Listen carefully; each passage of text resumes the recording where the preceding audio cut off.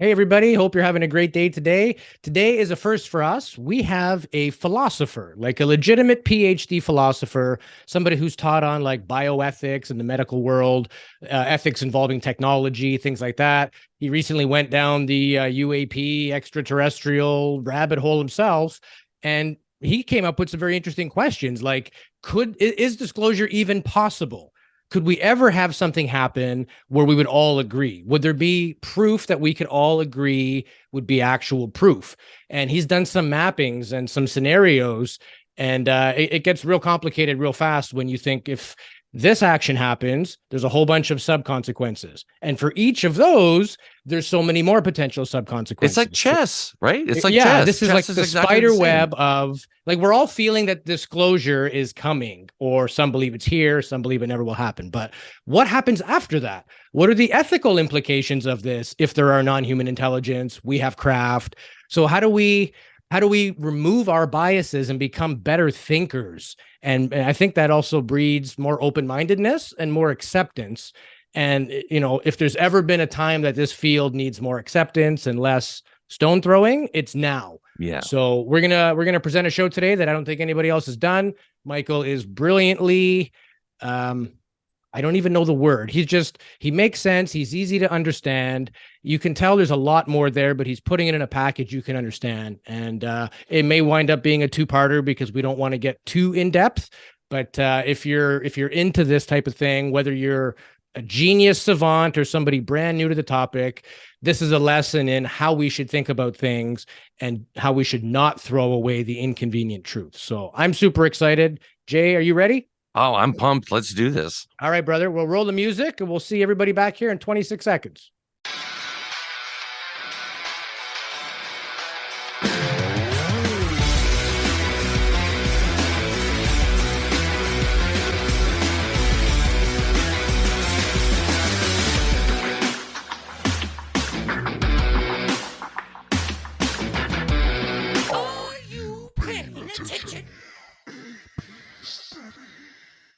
Welcome back to another episode of UAP Studies Podcast. My name is Louis Borges. Joining me as always, my best buddy, Jason Gilmet.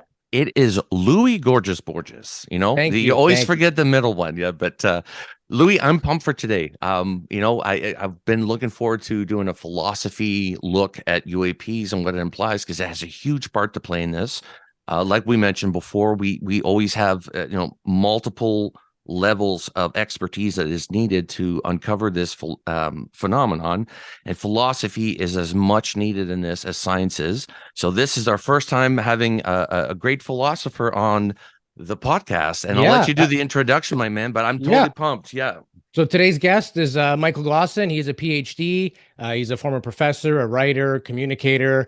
Some of his work deals in the areas of like religion, technology, ethics from a philosophical point of view.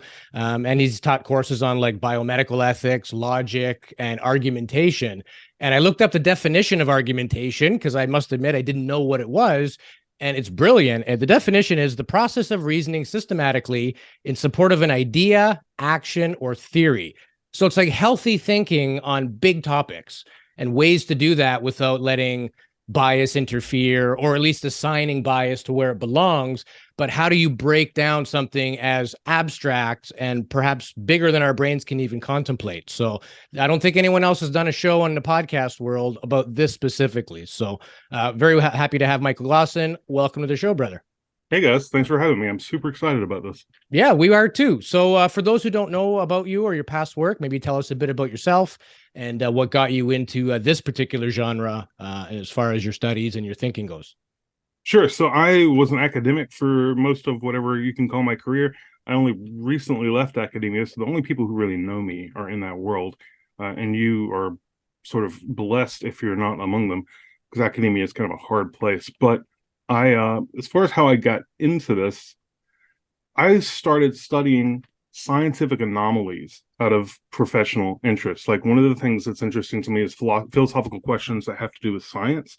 And one of the most interesting of those questions is like, what do scientists do and what do we do with our theories when we come across an observation that just does not have any place in our theories at all? Like, just doesn't fit. The parts don't fit, right? And that happens from time to time.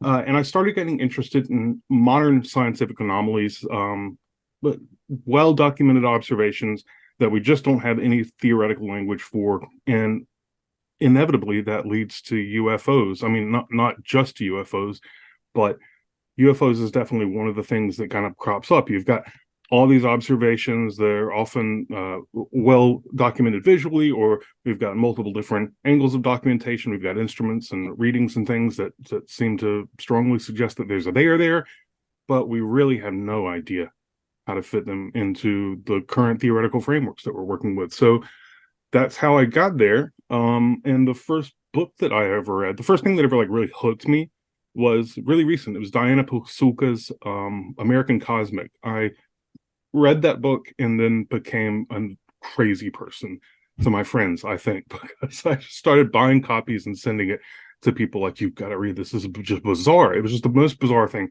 I'd ever read. And as it turns out, it led to a long trail of other equally bizarre things that I've read. But the topic's fascinating. So here I am. Yeah, no, and the thing is, like you brought up a good point. It's not only learning about this, but we're building a lexicon, learning what this is all about, and we're having to focus at one point. Like, it's so encompassing, this subject, because it's not only global, but it affects on so many different levels. Yeah. And each one of them have their own philosophical problems to solve. That's why this issue is so big, because I think humans, we've only been focused on ourselves. Now focusing on something else that may be bigger than us, it forces us to outthink the way that we think.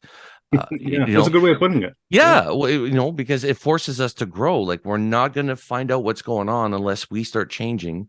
Louis, you have a saying to the effect, and you're probably correct me on how to say it, but some to the effect that if you do something repeatedly that doesn't work, that's the definition of insanity. Yeah, doing the same thing over and over again and somehow expecting a different result. Right. Sure. Yeah. But so I think the best quote for this type of thing with philosophy is, it's not stranger than you think, it's stranger than you can think. And that's a Dr. Wayne Dyer quote about, trying to digest something that we may not have the biology to physically be able to do. It's that's a great point. That's one of the angles that I keep kind of returning to, is this question of, like, do we even have the concepts necessary to understand the thing in front of us? Like, for a lot of scientific history, we needed to come up with some new concept in order to, like, assimilate it into our worldview, like quantum phenomena. We had no language that let us talk about it. And so we had to invent it. And whether we invented the right language or not is an open question. But I think probably we're going to have to do something similar here. I mean, if there really is a there, it's probably something so weird that we just don't have the right language for it. And how do we build that language? That's a deeply philosophical question. There's really no other discipline that does that sort of work. Yeah.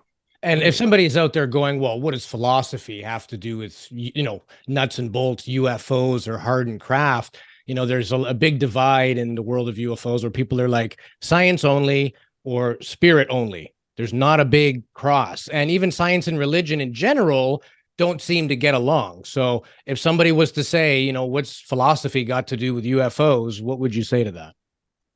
Well, there's a lot of things I'd say. I mean, one of the things that immediately comes to mind is this question of, like, what standards of proof and evidence ought we to apply to a case when we're reasoning about something that's totally new or that we're not familiar with reasoning about, right? Okay. So when we're reasoning about things like how protein folding works, we've got a pretty good idea of what we look for to test whether a hypothesis is right. We analyze proteins, we look at how they might grow or what effects they might have on sort of surrounding organic matter, and then we have a fairly good answer. How do you go about reasoning about whether the instrument has actually detected an object that can fly at Mach 5? Well, you don't know. All you have in front of you is instrument readings and some maybe unconnected eyewitness testimony. And what do those two things have to do with each other? I mean, maybe nothing, but maybe we ought to connect them in a certain way and, like, draw a certain conclusion about them. What conclusions we ought to draw from the material that we have in front of us is a philosophical question. There's just no other discipline that works on that. Another maybe more tangible angle is ethical questions. Like, if we, let's say our governments have detected the presence of some intelligent actor that's got all these really fantastically sophisticated technologies at their disposal, what should they communicate about that to the public? Is that good for the public? What's in the public's best interest? Like, one thing that kind of annoys me about current UAP discourse is that I've never heard anybody even sort of experimentally try to make the case that maybe governments ought not to tell us anything. That seems totally plausible to me. It seems like an open possibility that just disclosure shouldn't happen if there is anything to disclose. But I've never heard anybody explore the possibility of that argument. And that's one thing that philosophy is really good at, is just exploring lines of reasoning, even if you don't actually hold them, to see if they're any good, to see if they're strong, or if they terminate in some conclusion that's useful to you. Yeah. I suppose this is challenging too, because if you're dealing with, let's say, biomedical ethics, there is such a thing as biomedicine. But how do you deal with ethics on a hotly contested topic? Some people still say the phenomenon doesn't exist. The world is ripe with skeptics. So how do you dive into that when the phenomenon is not even accepted by the majority of people? Right. I just had a conversation with Mick West the other day about this very topic. I really admire his work. I think he's a super smart guy and has done a lot of great services for the UAP community by telling them which cases and sets of observations are just totally not worth their attention and which are. But he doesn't think there's a there at all. I mean, I was really surprised by this conversation where he thinks it's all attributable to like errors of human reasoning, glitches in instrumentation, tricks of perception with the way optics work and things like that. That seems very implausible to me. I mean, maybe he's right, and I'm stuck in a sort of perceptual ideological bubble at this point. That's really hard to get out of. But so then the question arises, like, how do you go about talking with a person who doesn't even think there's a there? Like, what can we agree on that can move this conversation forward? And I worry about that on two levels. One, when it comes to the actual policy level, and people have to like make decisions about what actually to do about these things, how do we get them to reason together? And then I worry on the public level, if there's a growing public discourse about this, it's definitely going to fragment into different camps. And the differences between how those camps reason about what we put in front of them or what the government puts in front of them or whatever, those differences might scale up into like real serious civil unrest or UFO cults or something. So how to go about reasoning is a really practical question here. Yeah. And actually you brought up a good point, because I think we live in a time where science is trying to be dismissed as being factual. Facts are no longer facts. It's whatever you feel or imagine is a free-for-all. And this is a trap that I always worry about in ufology, meaning that I'm worried that I will drink the Kool-Aid, that anything and everything that comes through, because of my belief in the system, I'm going to accept that as being factual or truth, where in fact I should actually be more like Mick West in the sense of saying, wait a minute, I didn't thoroughly investigate. And the thing is, love him or hate him, Mick West is actually doing scientific experimentations to prove his point, as opposed to the couch potato who will comment underneath his YouTube channel saying, you're stupid. It's like, you didn't do the work he did. It's the same thing with Stanton Friedman. The guy would foam at the mouth at his critics because his critics were people that just read his book and then commented on their opinions on it. They didn't go out. They didn't do any of the research. They weren't out in the field in the rain or dug in the, they didn't do any of that stuff. They just, this is my opinion. And today, I don't know if you've noticed that, Mike, but it's like, you'll have a panel where you have an expert, in biochemistry or something, and some guy who just doesn't believe in it. He has no credentials, but somehow it's equal weight to the guy that spent hundreds of thousands of dollars to educate himself. Just on that aspect, when it applies to ufology, what are the traps that you think are sort of laid out right now that we are doing without really knowing about it? Our sort of focus and determination, especially when it comes down to disclosure, because now disclosure seems to be happening. What do you think are the trap holes and setbacks that we have right now as a culture accepting this? I love that question. And first of all, I totally feel the annoyance at the fact that people who don't know a goddamn thing can just like open their mouth just as easily as people who like know a whole lot. Yeah. And that's always been the case, but our technology has made that so much more of a problem because everybody types into the same little comment box under YouTube. There's no other comment box where you can be like, oh, it's only accessible to experts and we can just listen to those people. So I think people's mouths have always been a problem, but our technology has amplified the problem a lot more. And I don't have any solution to that. But it's worth noting the locus of the problem is not the mouth, but the technology mediating it. As far as like what traps or bubbles are set for us, the first way to go about thinking about it is to think about the nature of those bubbles themselves. So in philosophy, we have, or in epistemology, the area of philosophy that's concerned with questions about how we believe and what we should believe. There's a concept, I can't remember what philosopher came up with this, but they called it a blick, B-L-I-K, and it's just a nonsense word, but it means a pattern of belief that is so circular and self-referential that you can't possibly get out of it. To give an example, like neurotic like paranoia is a kind of blick, right? It's a view of the world where if you think everybody is out to get you and everybody's conspiring against you, there's no evidence that could ever really pull you out on its own, because you can always reframe that evidence as oh, that's just somebody trying to, fool me.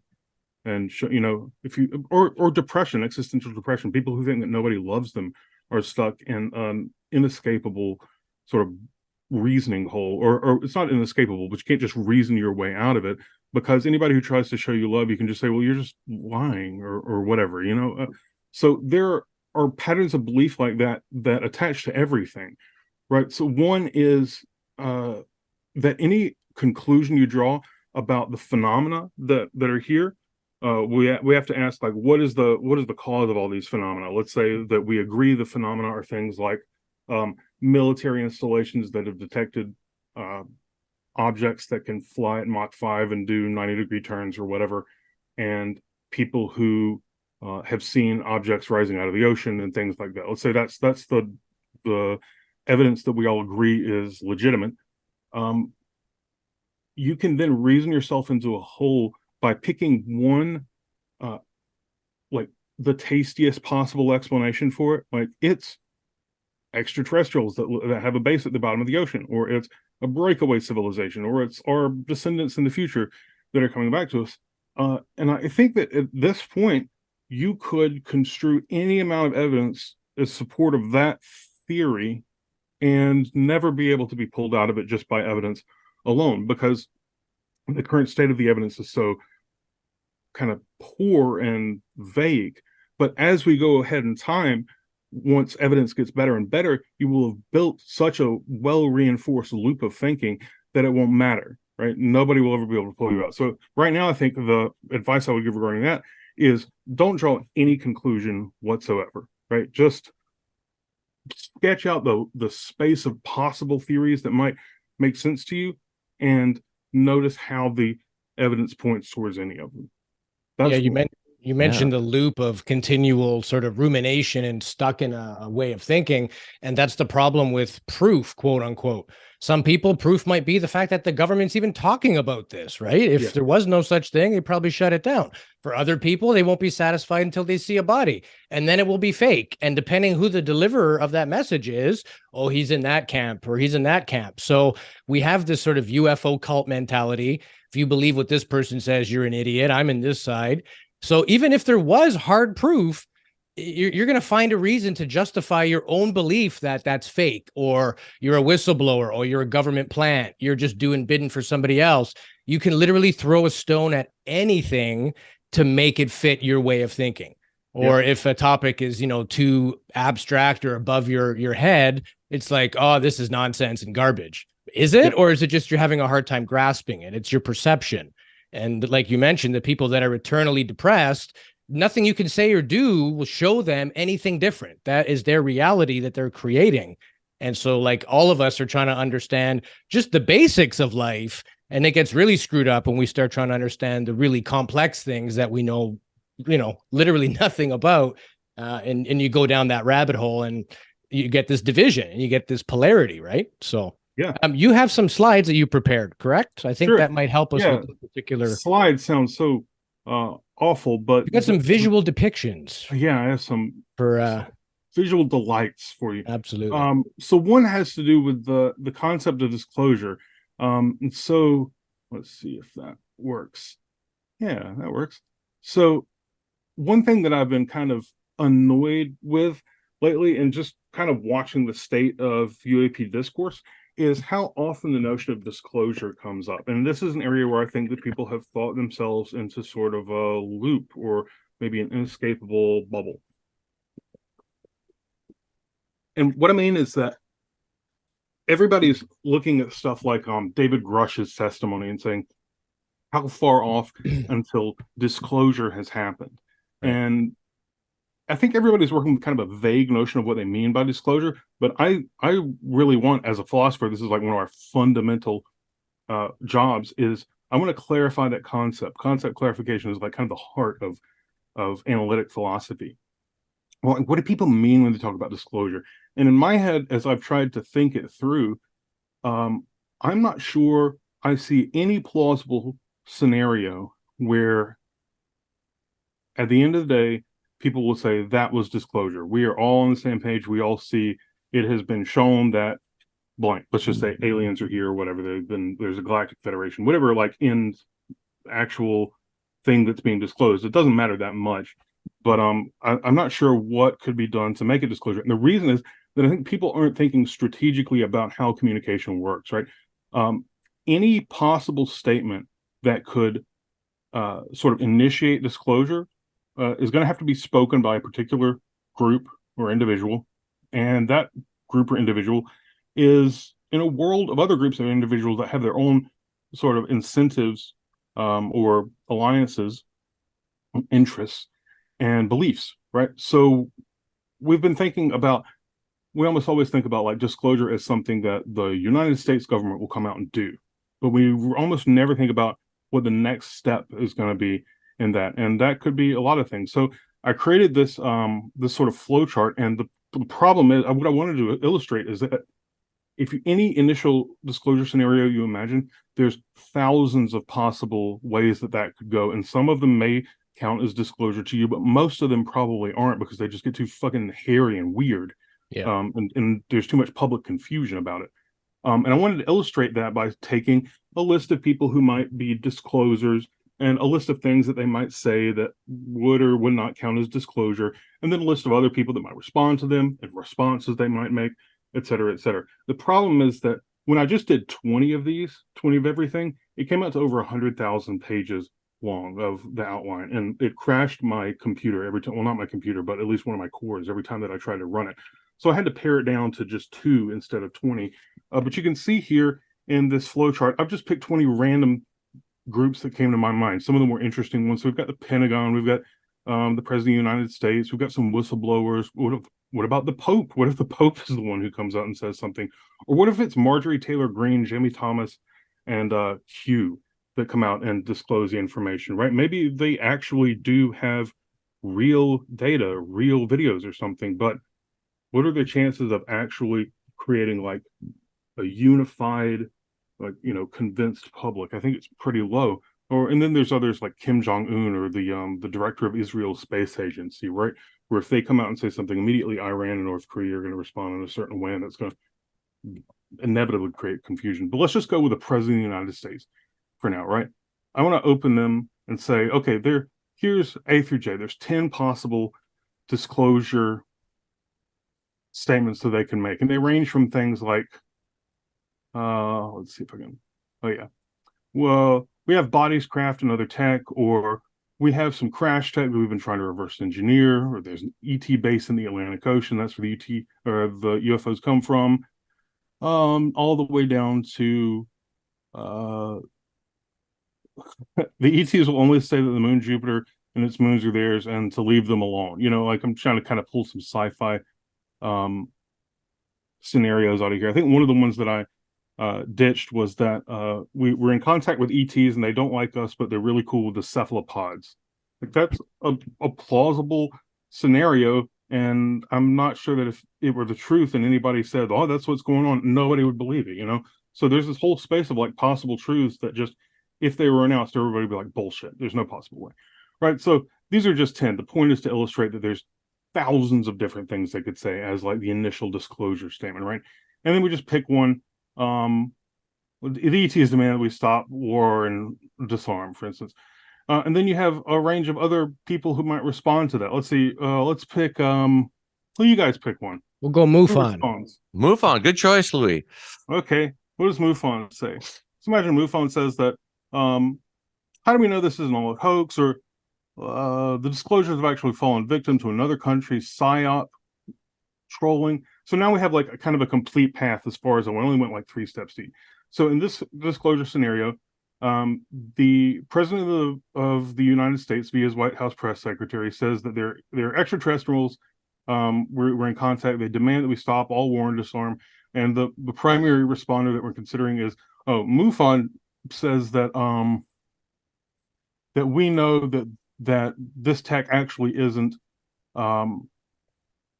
ET tech, or the evidence they have isn't actually ETs. It's a psyop from another country, and that becomes the main narrative. Is that a disclosure scenario if there's like a huge portion of the population and the UFO community who think that like, no, this is really just the U.S. has fallen into a trolling scheme from Russia or whoever? That doesn't seem to me like we've achieved disclosure if there's this massive disagreement and like uncertainty about what the narrative is, right?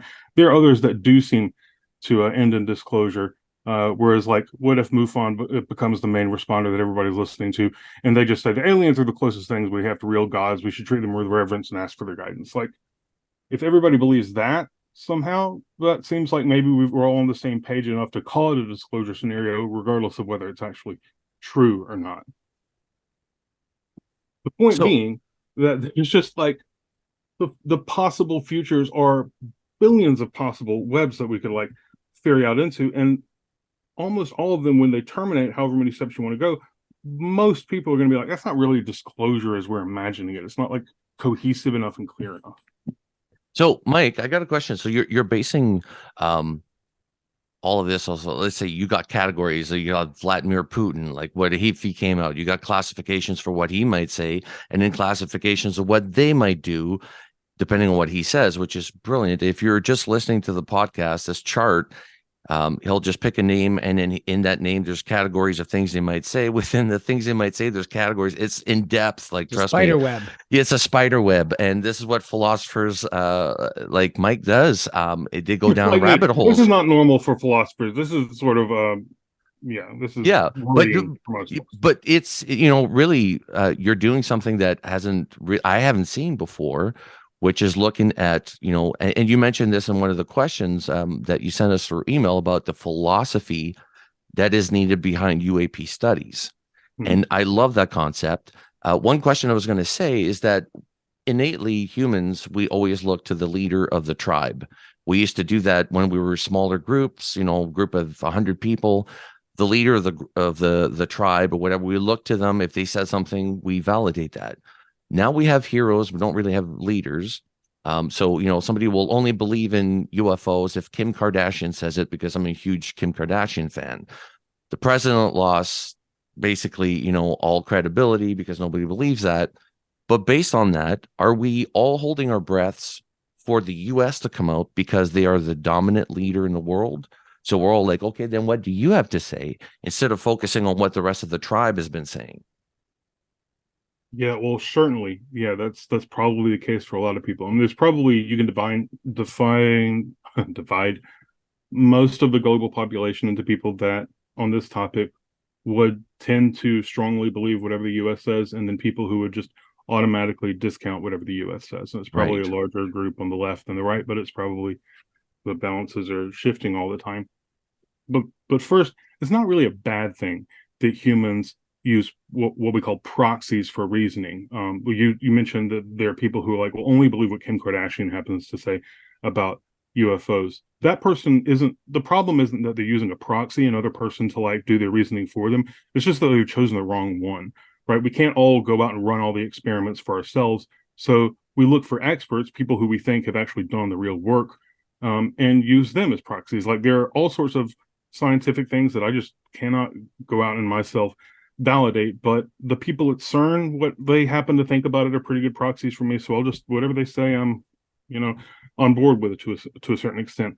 The problem is, one of the problems for UAP studies is that we don't even know who the right proxies are. Like, who are the actual experts and who are the people who have the incentives to tell us the truth?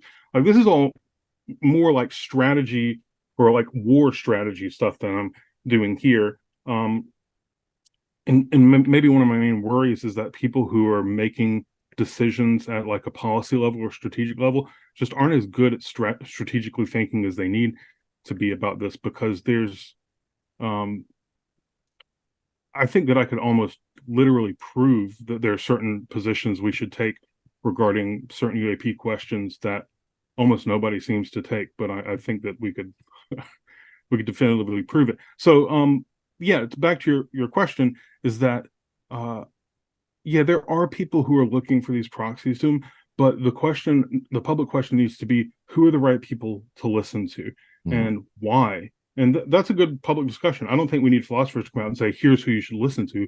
I think that these conclusions are something that we can draw just by reasoning together, but we're probably not going to land on certain people who are like big names. Like Joe Rogan has a pretty extraordinary influence over Great the UAP platform community, it seems. Yeah. But I don't know why anybody should give a damn what that dude thinks. I mean, he's probably a cool guy, but not as far as proxies for belief. No. Now, what if this was not sort of the revelation of disclosure from politicians? What if this was like legitimately another Phoenix Lights happen? Or in this case, thousands of people saw the craft, broad daylight, saw the entities. Maybe they had a telepathic communication. Do you think there would be as many fingers off of each, or would there would still be polarity maybe, but just it'd be black and white? It wouldn't be. No, it would fragment and fracture in ways that would be so disappointing to us, because when we think about those scenarios, we think, well, it's just right out in the public, right? How could that? What's there to interpret or disagree on? Look back at the Fatima miracle. Yeah. I'm not a Catholic. I'm not even particularly religious. I used to be, but like 700,000 people saw essentially the same impossible thing all together, and as far as I can tell, nobody even knows what the event was unless they're like really devout Catholics. This kind of goes back to the scientific anomaly thing, because one of the things that is pretty clear for looking at the history of science and the history of like scientific thinking is that when something happens that just radically does not fit with our current theoretical framework, we just ignore it. Like for real, it's not even a criticism. It's just like the process. We just put that aside and say, we don't know what the hell to do with that. We're not even going to try to explain it. We're just not going to keep it on the table. That happens. The history of science is that process going until the pile of shit off the table becomes so big that it starts to like avalanche onto the table, at which point our current scientific theories start to crumble and we go into a period called crisis science, which we may be headed for right now. UAP might have something to do with it, but there are other scientific theories that seem to be like not pulling their weight so well. Dark matter, dark energy, things like that are theories that are kind of starting to get a big pile of stuff in the corner that's kind of getting hard to ignore. But let's go back to your example. Let's say just a bunch of UFOs land on the White House and aliens come. This is the question I asked Mick West. I was like, what would the scenario be that would convince you they are there? And I was really surprised at this. He said, oh, well, just think about the classic, like if UFOs land on the White House, aliens come out, announce that they're from, Jupiter, whatever it is. And there are lots of press there and cameras see it. I was surprised at that, because he's not saying if I were there. He's saying that if you saw this on television, it would happen. But think about how easy it is to fake television broadcasts, or I mean, especially if you're something like the U.S. government. I mean, it would be a trivial matter creating a movie scene like this. You could just do it in CG or something, right? So what portion of the public would believe this is a real thing? And then what portion of the public would say, this is the U.S. doing something absurd to try to control its population. There's no way to verify it unless you happen to be right in front of the White House at that very time. All the people who were there have probably been paid off, they're actors or whatever.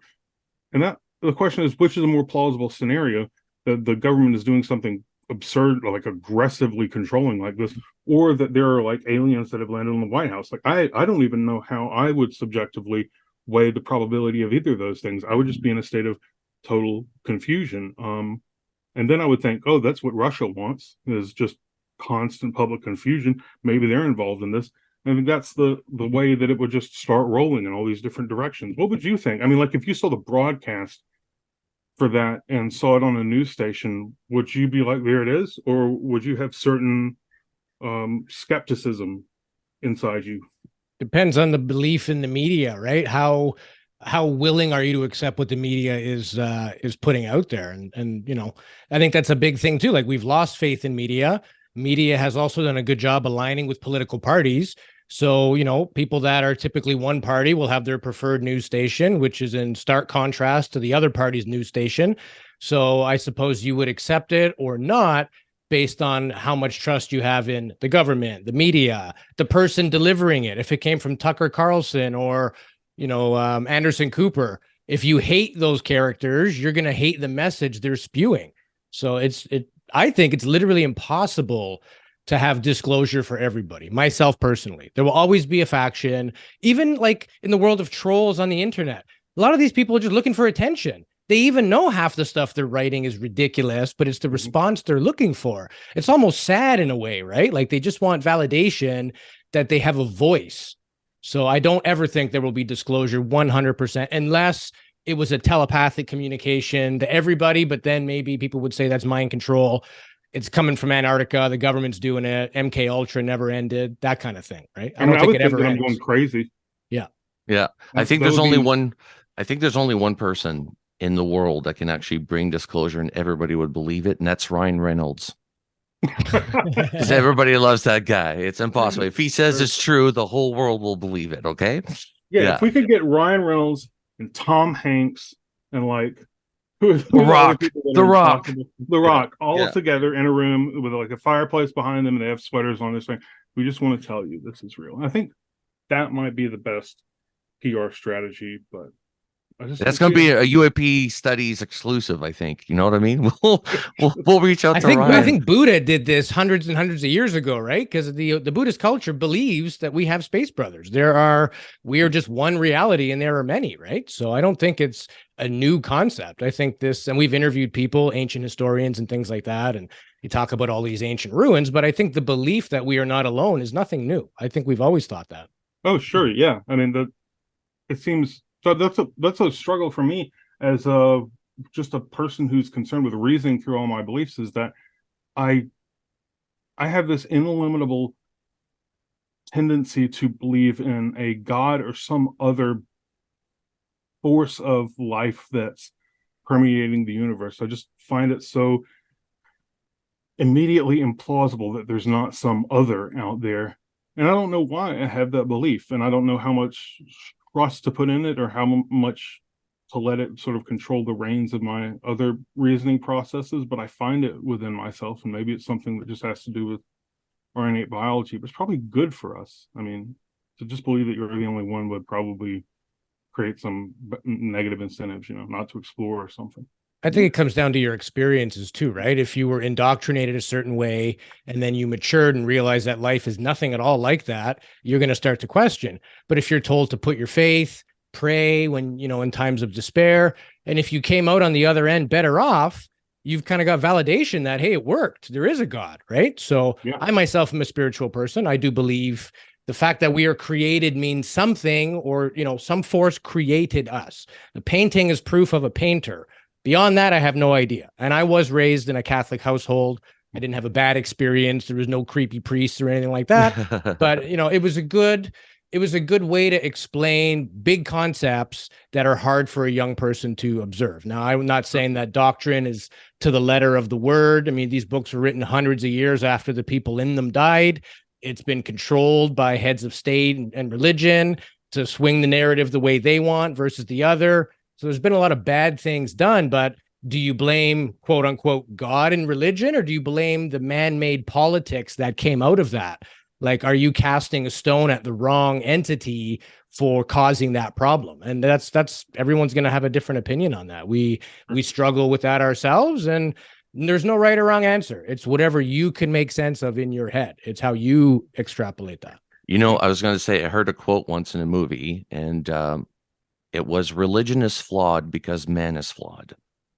Right. It's and it's an idealism. And actually, Mike, that takes me to my second question here, or whatever, third question. I don't know where I'm at my questions here, but so Homo sapien idealisms versus universal reality, right?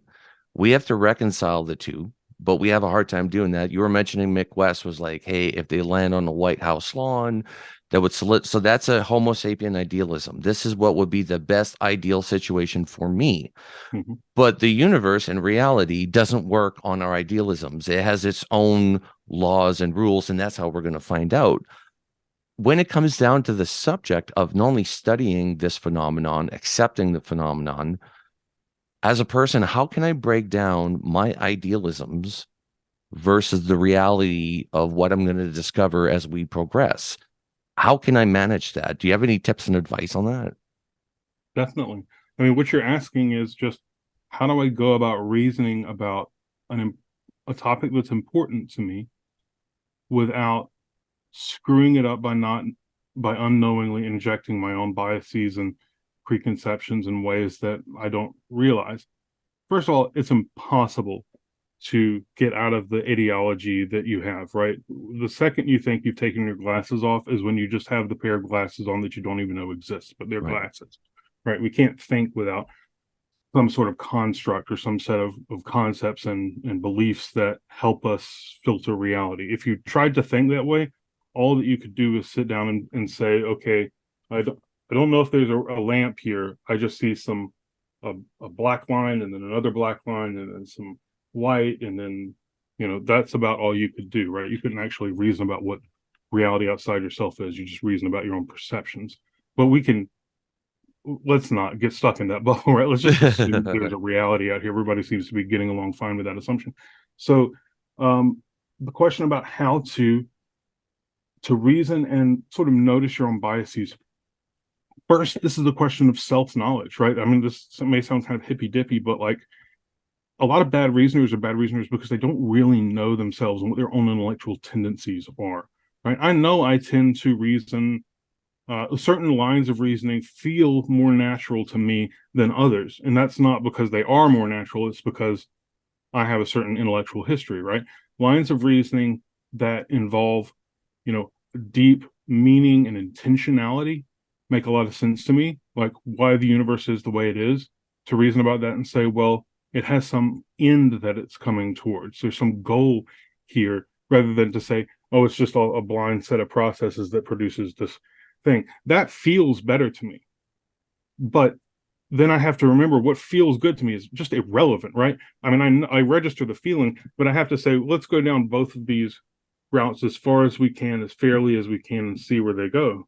And then, continue doing it. And what you'll find is that eventually you hit an oasis over here that makes you go, oh, that feels really good too.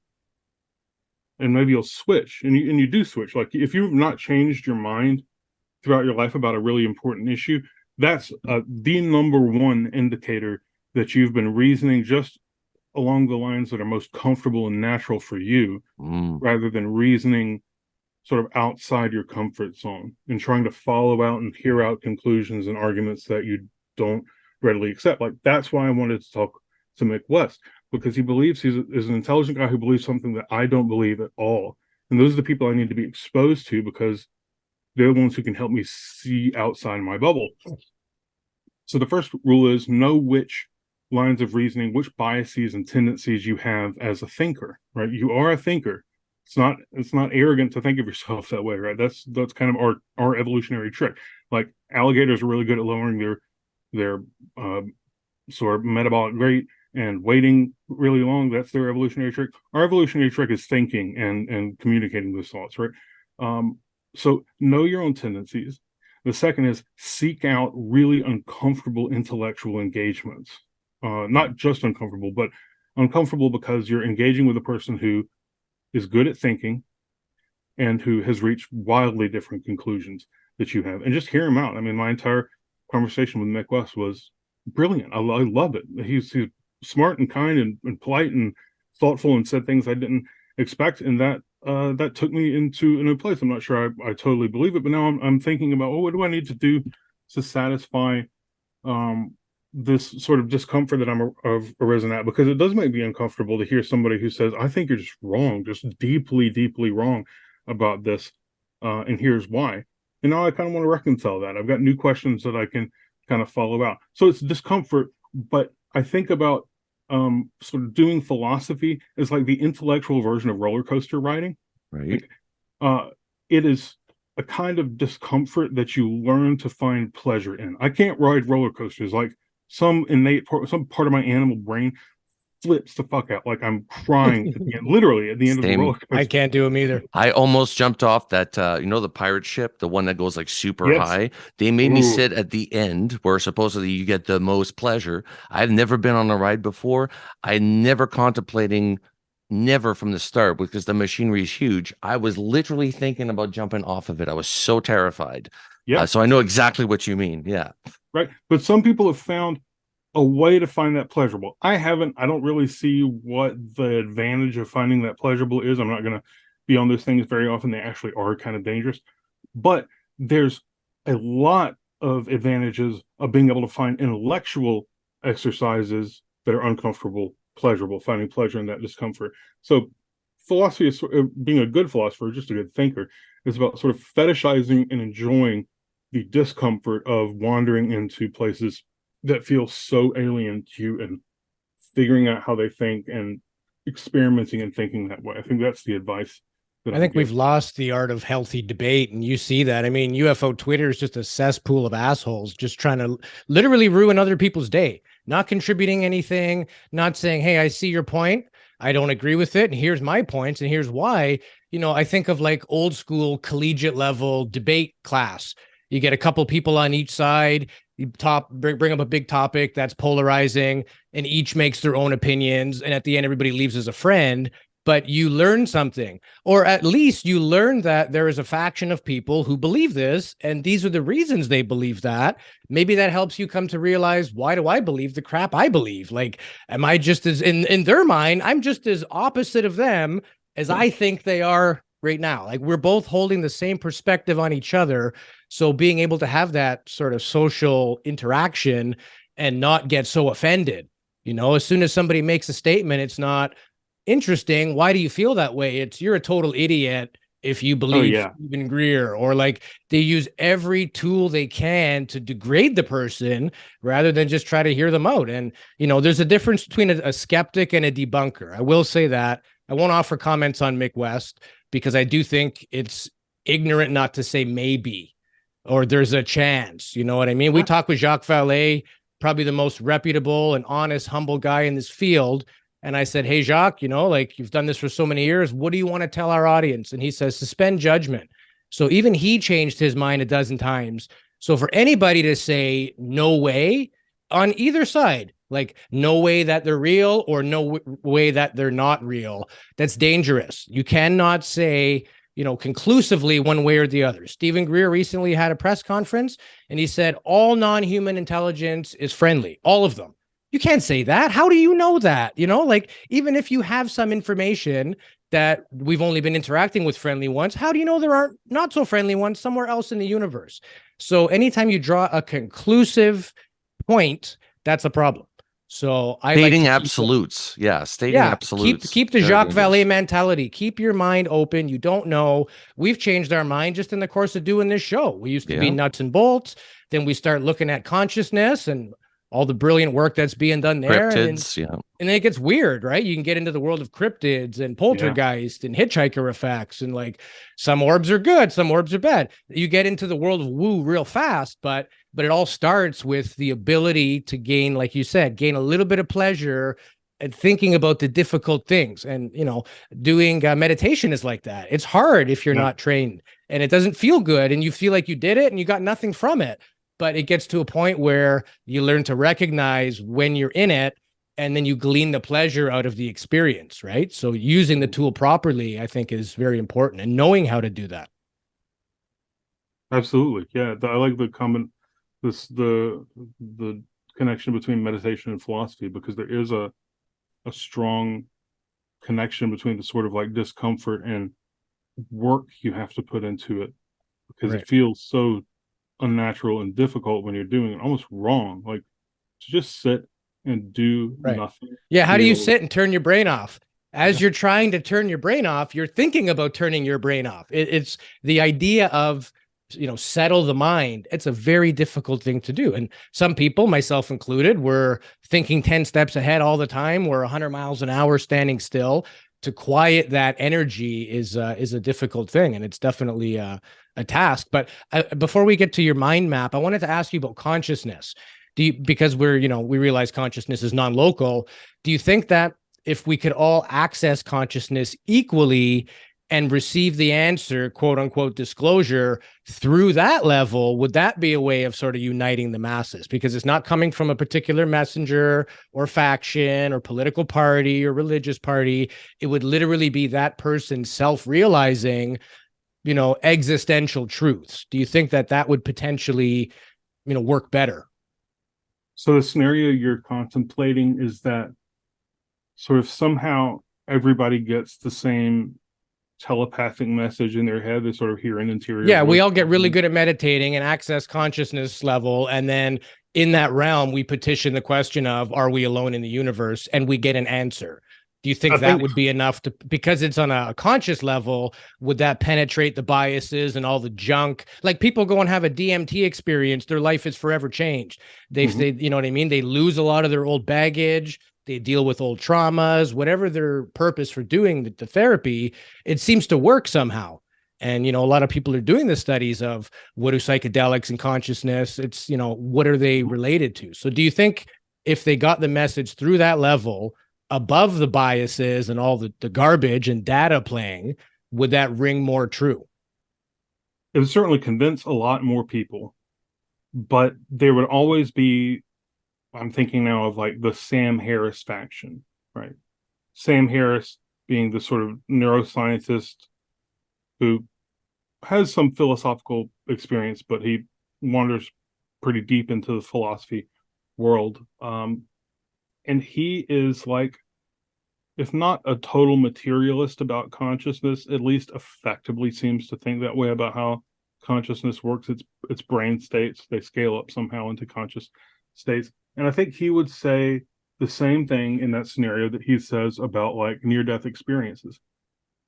But there's just some clear, as yet undiscovered, but clear explanation for why people who got really good at meditating have all of a sudden started adopting this sort of view, in the same way that people who like get really close to brain death tend to have these really bizarre experiences that have something in common, right? Your brain floods with DMT and whatever, you see a light with whatever the explanation is.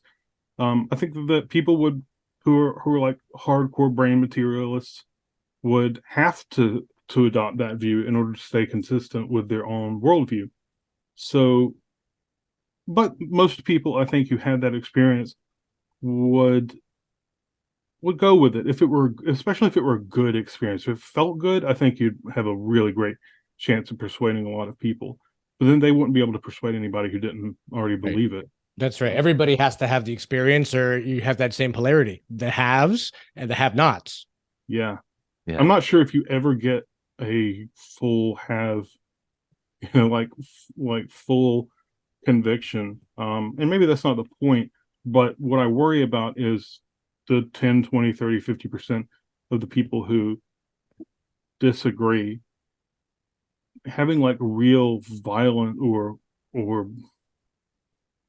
antagonistic attitudes towards the other people, if they think they're being controlled or if they think it's going to encroach on their freedom. I mean, just look at what happens if you try to pass a law that like limits the amount of bullets you can carry in America. It's like, there's a certain small faction of people who act as if you told them, like, we're going to execute your fucking children. Yeah. Like, those people can, even though there's a small number, can have a really outsized effect on society, and that phenomenon isn't going away. And I think it would crop up just the same in any of these scenarios we imagine. So I really hope that government, if there's anybody in the government who's listening to this, well, there are many.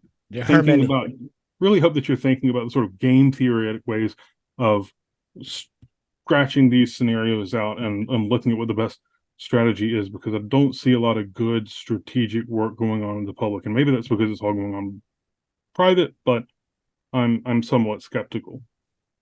Nice. And what's the people's right to know if it is going on? Do we not have a say? Like, who speaks on behalf of humanity? Yeah, good point. You know? Yeah, I mean, I'm thinking about writing an article about this just for it would be suicide, probably, like the amount of weird people I got. I published a debrief article, and I got so many people writing me, accusing me of being like a CIA plant or something. And so this article, what I'm thinking about contemplating, is writing an article making the case that the government shouldn't tell us anything that they know, that it would just be too dangerous. There would be no sound benefits for the government. There'd be no positive incentives for them to tell the public, and there'd be lots and lots of negative incentives and lots of unknowns. And you just could not rationally make the decision to disclose information if you're doing it from a governmental standpoint. I don't know if I actually believe that, but it's an argument that needs to be considered, which is kind of a philosopher way of thinking about it. Like, we need to flesh the arguments out and look at them before we know if they're any good, not just make the arguments that intuitively appeal to us. But I imagine most people who read that would just think I'm being paid by the government. Yeah, well, we mentioned it before. Whenever there's a whistleblower or somebody who can come along and contribute to this, it's like duck hunt. You know what I mean? Like, they're just people waiting with shotguns. Yeah. The minute you take flight, they try to shoot you down. And that's one of the biggest problems that we have, because it's not only how complex this issue is on all aspects of our social science and political aspects, but it's now also fighting the people. See, there's progressive people, neutral people, and regressive people, right? The neutral people are the worst because they don't pick a side and they don't help progress either or. The regressive people like things the way they are right now. They don't want to change. They don't want to think. There was a quote I recently saw, and you probably know who this philosopher is, but he said only 2% of people think, 3% of people think they think, and the rest of the 95% would rather do anything else but think. Right. And I thought that was great, because I'm like, that's exactly what it feels like on an average day. Mike, can you show us your brain chart, the brain map that you sure. That you put up there? That was pretty cool. So the other thing that I made was, are you seeing that now? Yep. No, we still see the disclosure one. Let's see. Screen I'm sharing. Well, the thing that I made is, let's try it again. The other thing that I made had to do with this. You can probably see that now, right? Yeah, zoom it in a little bit. It's hard to see. Yeah, we'll get there. But just so you can see it all at the moment, we'll zoom in a second. But the way I made this, the reason I made this is because I hear people talk about the government, like almost in sort of capital letters, as if there's just like one monolithic thing out there that is thinking, and people say the government is hiding something from us.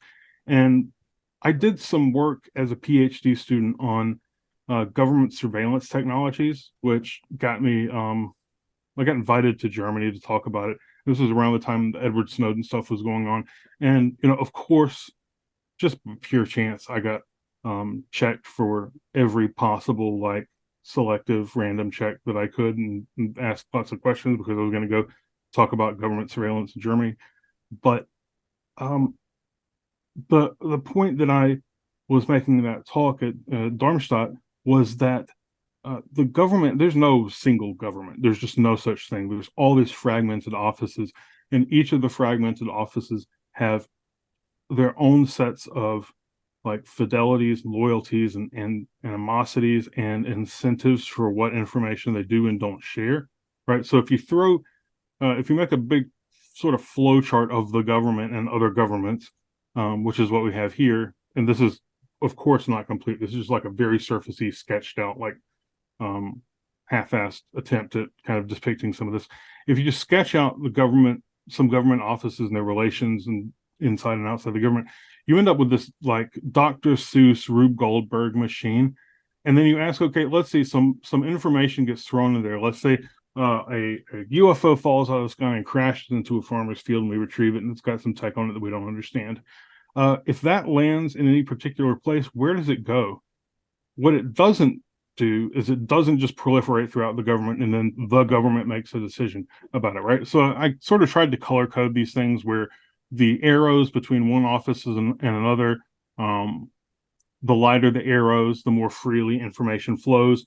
The darker the arrows, the more selectively information flows, and it doesn't flow back as easily. So if you've got a red arrow, information that flows that way does not come back upstream, right? Mm. It ends there, right? So let's say, what are the chances that if the Department of Homeland Security finds this crashed thing in a field, what are the chances that the president even knows about it? I think they're pretty low, because the Department of Homeland Security are a bunch of career people who are going to be there throughout multiple presidencies, right? And the president's charge is not to deal with crashed UFOs. I mean, it's not really their job description. And there's lots of reasons not to tell them, because you don't want every 4 years to tell some new dude who's going to go out there and you don't know how to control. You can't control what they say. So it's probably best for it to stay there. So what gets communicated back to the president is often this very selective channel that's constructed for the benefit of the people over here, not for the president, and through oversight committees that are doing the same thing, telling as little as they can to the president. But the point he of really this does not have a need to know, because these oversight committees, they're like the old the dispatcher, when you call the operator and they'd have to plug the wires in. It's essentially everything has a pre-planned route of where this info goes, and then some committees making a decision where it goes from there. They are not allowed to communicate. And this is a perfect illustration of how compartmentalized government, intelligence, military, how they really are. They are literally operating, and some of them don't have any reason to be loyal to one or the other. They have their own oversight and their own objective. Yeah, I mean, if we consider the military branches over here, each of these military branches do communicate with each other, but they communicate on the basis of what's in their own best interest to communicate to the other group. And they're actually competitors when it comes to like budgetary financing and stuff. They want to have proprietary knowledge to keep it from others. So if there are crashed objects that the Army has, and some that the Navy has, and some that the Air Force has, I would be surprised if they're just freely communicating with each other about it. I imagine that they are playing dumb, or not even have to play dumb, because the information officers that coordinate communications between them aren't the people who get to be in the know, which is why when you, like when David Grush's, all of his statements got approved by the Pentagon, some people said, well, it must not be true if the Pentagon approved it. They don't even contemplate the possibility that the people in the Public Information Office and the FOIA request office don't know everything. Right? They have to ask somebody who knows something, and that person decides, do we allow this to go forward and allow people to say, oh, it must not be true if they allowed it to go forward, or do we not allow it to go forward and breed suspicion that there's a there? And strategically, it's best for them to do the first thing, to just let it go forward, right? So all you really know when you see an outcome is what sort of strategic calculations the people made on the back end. You don't really know anything about the truth. And then when you go into international